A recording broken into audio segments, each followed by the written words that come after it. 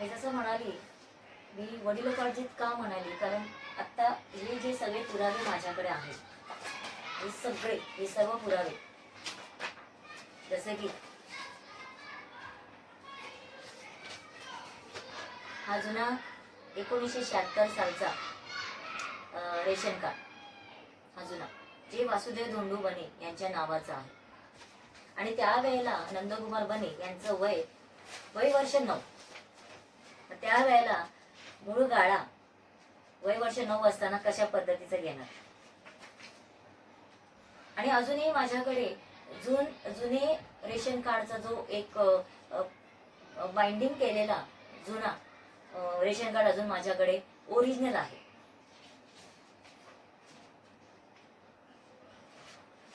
हे मी RTI मधून माहिती मागवली होती की मूळ गाळ्यामध्ये या 308 मध्ये मूळ मालक म्हणजे म्हणतो आपण एक स्वतः ते कोणाच्या नावाने होतं. तर हा मी RTI मधून माहिती मागवली होती.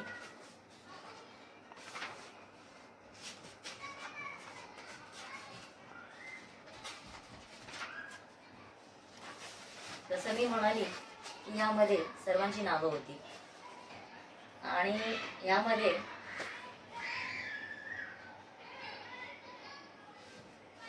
त्यांनी मला हा रिपोर्ट दिलेला आहे की आधीच्या याच्यामध्ये वासुदेव धोंडू बने, त्यानंतर 2008 मध्ये दीपक वासुदेव बने यांच्या नावावरती रेशन कार्ड करण्यात आलं.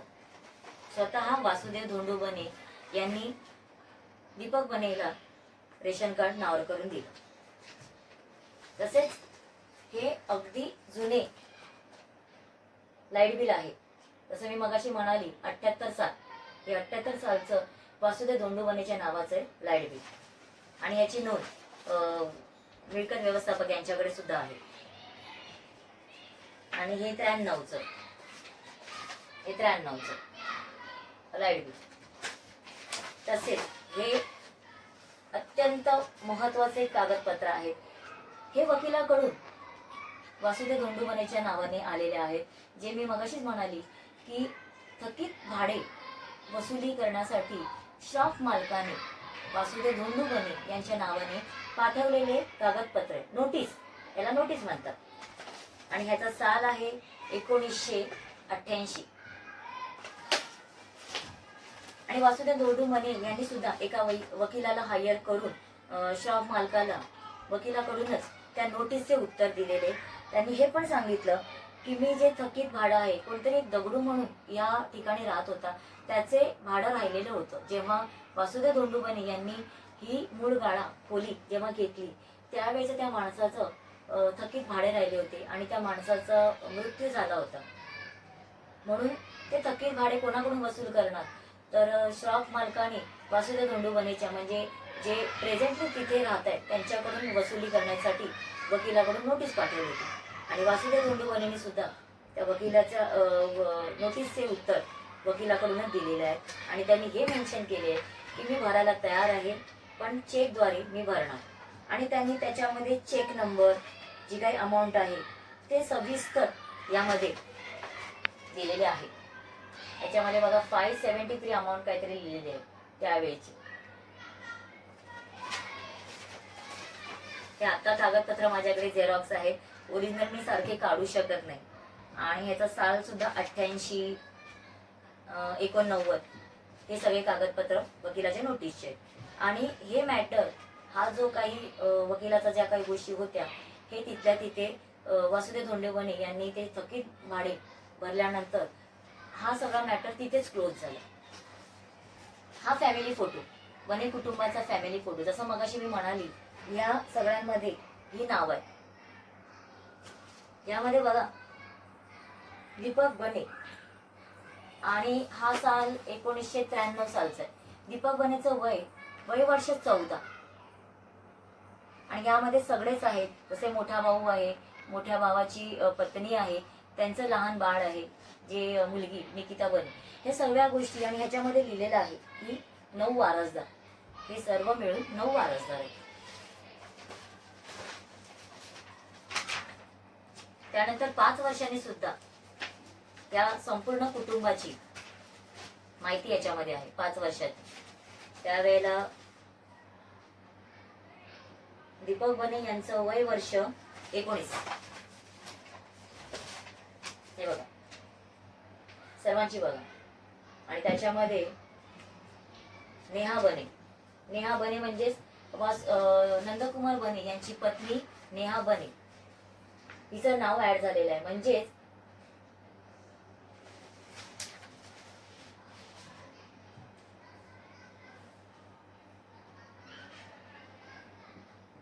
कदाचित एक 5 वर्षानंतर 93 म्हणजे एक 98 98च्या दरम्यान हा सगळ्यांचा पुन्हा एकदा वय टाकून त्यांची नावं टाकून कोणते नाते आहे हे सर्व टाकून त्याच्यामध्ये सगळी नोंद केलेली आहे. तसेच त्याच्यामध्ये सुद्धा बघा 76चं जो शिधापत्रिका मी जी दाखवली ती 76चा शिधापत्रिका आणि त्याचा नंबर शिधापत्रिकेचा नंबर सुद्धा त्याच्यामध्ये नोंद केलेली आहे. हे सगळे पुरावे मिळकत व्यवस्थापक यांच्याकडे आहे.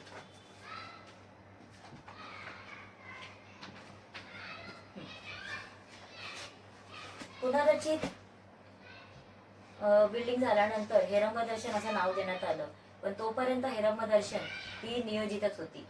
आणि एक गोष्ट नमूद करायची वाटते की जे नियोजित असताना जे पदाधिकारी होते त्यातलेच ऑलमोस्ट सगळेच आत्ता मर्यादित झाल्यानंतर 2016ला ही हेरंब दर्शन सहकारी गृहनिर्माण संस्था ही 2016ला म्हाडा बँड्राकडून रजिस्टर झालेली आहे. तर 2002ला अतिरिक्त सदनिका क्रमांक ब 309 नंदकुमार बने यांनी गुणाजी सीताराम वाडकर यांना खरेदी विक्रीचा बेकायदेशीर व्यवहार करून ते कायमस्वरूपी नंदकुमार बने बोरेवली इथे गेले. त्यानंतर जसं की मी हेच म्हणाली की गुणाजी सीताराम वाडकर यांनी त्यांच्या भावाला देण्यात आले. काही वर्ष त्याचे गुणाजी वाडकर यांचे फॅमिली त्यांचे जे काही भाऊ त्यांचे कुटुंब राहत होते. काही वर्षच राहत होते. त्या दरम्यान 2007 मध्ये माझं लग्न झालं. त्यावरून आम्ही 4 जण कुटुंब आणि माझं 2007 मध्ये सुद्धा वासुदेव धोंडू बने यांनी माझं नाव या 308 मध्ये शिधापत्रिकामध्ये माझ्या नावाची नोंद केली. तर त्याचा सुद्धा पुरावा आहेच कारण तो अजूनही चालूच आहे. आणि 2007ला माझ्या मते गुणाजी सीताराम वाडकर माझ्या मते नाही आणि खरंच आहे की त्यांची कुटुंब त्यांचे भावाचे कुटुंब राहत होते. तोपर्यंत एक 11 महिन्यांनी मला माझा मुलगा झाला. लहान होता 2007 मध्ये. काही वर्ष ते राहत होते आणि त्यानंतर ते कदाचित एक मला नीट साल सांगता येणार नाही पण ते कायमस्वरूपी गावाला त्यांच्या ठिकाणी ते निघून गेले एवढंच मला माहिती आहे. पण त्यानंतर गुणाजी सीताराम वाडकर यांनी ती सदनिका तशीच पडून राहिली. तोपर्यंत त्यांनी त्यांच्या नावावरती करून घेतली नाही आणि सोसायटी सुद्धा त्यावेळेला रजिस्टर नव्हती. नियोजित मध्ये सगळा गैरप्रकार चालायचा. आणि गुणाजी वाडकरच्या नावाचं एक माझ्याकडे पुरावा म्हणून भाडेपावती त्यांच्या नावाची आहे जी नियोजित असताना सोसायटीने त्यांच्या नावाने दिलेली आहे. आणि म्हणजे घर नावावर नाही हस्तांतरितच नाही झालेलं आहे. म्हणजे ही प्रक्रिया झालेलीच नसताना भले ती सोसायटी नियोजित असू दे पण नियमाचं उल्लंघन करून या सोसायटीने त्याला त्याच्या नावाचं भाडेपावती देण्यात आली. म्हणजे त्याला एक सभासद म्हणून त्याला मान्यता दिली. जोपर्यंत वरतून आदेश येत नाही की घर त्याच्या हस्तांतरित करण्यासाठी तुम्ही ही प्रक्रिया पार पाडा तोपर्यंत सोसायटी सुद्धा त्यांच्या नावाने भाडेपावती देऊ शकत नाही. 2016ला जेव्हा रजिस्टर झाली सोसायटी त्यानंतर गुणाजी सीताराम वाडकर याच्या नावाने भाडेपावती न देता नंदकुमार वासुदेव बने यांच्या नावाने भाडेपावती दिलेली आहे. पण त्या दरम्यान हा जो काळ गेला जवळजवळ गुणाजी वाडकर यांनी काही वर्ष भाडे तत्वावरती अतिरिक्त सदनिका ब 309 ही भाडे तत्वावरती दिली. म्हणजे कोणताही करार नाही. सोसायटीला कदाचित त्या भाडे जो काही नियमाने जी काही वसुली असते, कोणी घरमालक आहे आणि त्याला ते आपली स्वतःची सदनिका भाडे तत्वावर द्यायची आहे, तर त्यांचं जे काही पर्सेंटेज आहे ते त्यांना मिळत असेल. पण घर नावावर नाहीये, घर हस्तांतरित झालंच नाहीये, त्या गुन्ह्याची स्थितीनं वाढ करणे, ती अतिरिक्त सदनिका त्यांचा फायदा करण्यासाठी भाडे करार न करता इतकी वर्ष भाडे तत्वावर देण्यात आली. 2017 पर्यंत आम्हाला हे समजलं की अतिरिक्त सदनिका क्रमांक ब 309 ही नंदकुमार बने यांच्याच नावाने. त्यानंतर 2018ला याची तारीख आहे 10/1/2018. हे बघा, हे बघू शकता, ही हरकत आहे. दीपक बनेनी अतिरिक्त सदनिका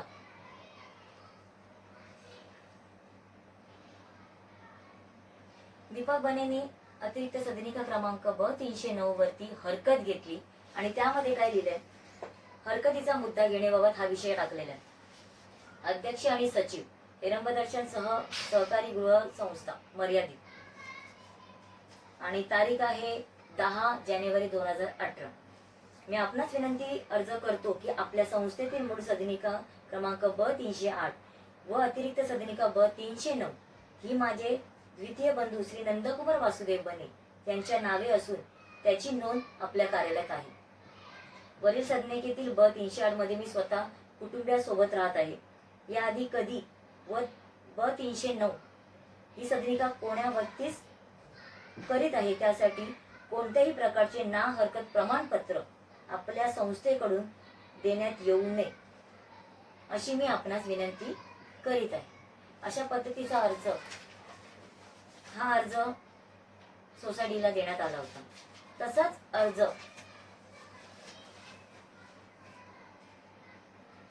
मिळकत व्यवस्थापक परिमंडळ 3 वरळी इथे 28 फेब्रुवारी 2018ला देण्यात आला होता. अतिरिक्त सदनिका क्रमांक ब 309.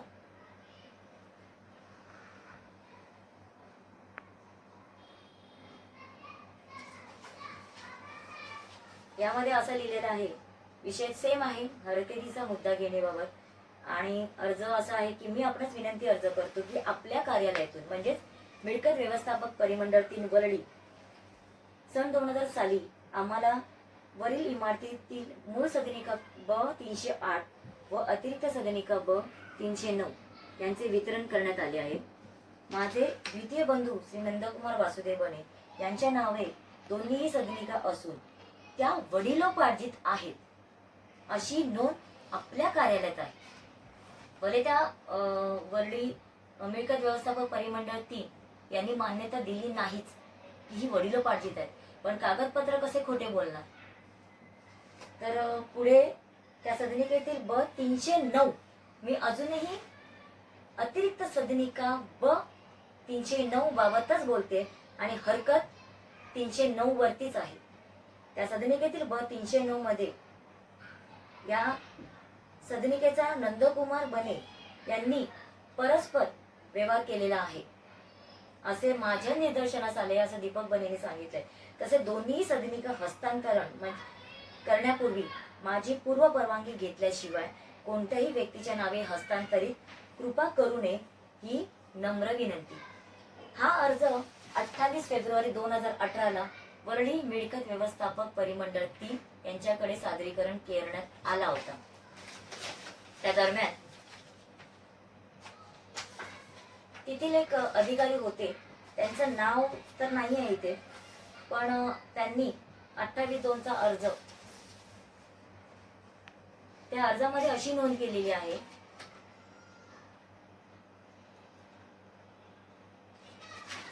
गावडे नोंद घ्यावी. म्हणजे कोणीतरी गावडे म्हणून अधिकारी असतील, त्यांचं नाव लिहिलेलं आहे, गावडे नोंद घ्यावी. हस्तांतरणाबाबत कार्यवाही असल्यास करू नये असं त्यांनी स्पष्ट भाषेत लिहिलेलं आहे. कोणाच्या 28 फेब्रुवारी 2018ला जे अतिरिक्त सदनिकेवरती दीपक बने यांनी जे हरकत घेतली वरळी मिळकत व्यवस्थापक परिमंडळ 3 त्याच्यावरती ही हरकतीबाबत जे कोणी अधिकार होते त्यांनी ही नोंद मेन्शन केलेली आहे आणि याची नोंद सुद्धा मिळकत व्यवस्थापक यांच्याकडे आहे. आणि जेव्हा 2018ला हरकत घेतल्यानंतर 2018 ते 2022 पर्यंत अतिरिक्त सदनिका ब ही बंदच होती. 2021 पकडा, कारण 2022 मध्ये गुणाजी सीताराम वाडकर यांचा मोठा मुलगा सोनबा गुणाजी वाडकर आणि त्याची पत्नी पूनम सोनबा वाडकर आणि त्यांची एक लहान मुलगी आहे यशस्वी सोनबा वाडकर, हे तिघे जण 2022 मध्ये या अतिरिक्त सदनिकेमध्ये राहायला आले. कारण ती सदनिका बेकायदेशीर भाडे करार न करता आणि गुणाजी वाडकरच्या नावाने ती झालीच नव्हती, ती मालमत्ता त्यांच्या नावानेच झाली नव्हती आणि त्या दरम्यान त्यांनी भाडे करार केला, त्यांनी स्वतःचा फायदा करून घेतला. बरं, सोसायटीने त्याच्यावरती कोणतीही हरकत घेतली नाही. 2017 पर्यंत आम्हाला ही गोष्ट कळली आणि 2018 मध्ये दीपक वासुदेवनी यांनी त्याच्यावरती हरकत घेतली. ही जी गोष्ट आणि ही जी काही कार्यवाही आहे ती सोसायटीने केली पाहिजे होती. सोसायटी प्रत्येक वेळेला नियोजितवर ढकलते की नियोजितनी केलेलं आहे, पण नियोजितचे जे पदाधिकारी होते तेच आता सुद्धा पदाधिकारी मर्यादित असताना सुद्धा आहे.